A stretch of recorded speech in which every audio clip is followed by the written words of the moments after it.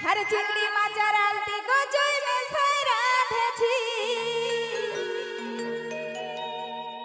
हेगो धान रंगा बैगन बड़ा सने राखे छी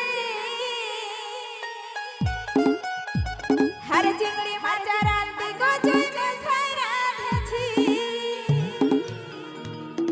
हो बाबूर काका हज कोरटू देखा হারাই সব খাও গরম গরম ঘরে আছি একা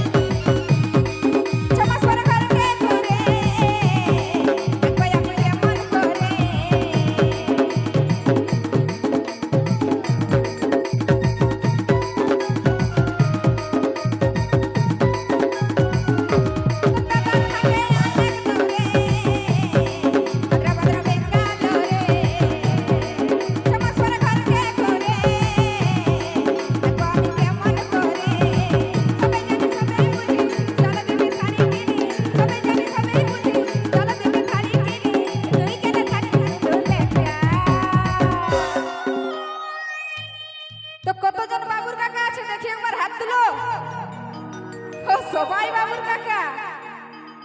আর আমার কাকা কতজন দেখি আমার কাকা একটাও নাই ও বাবুর কাকা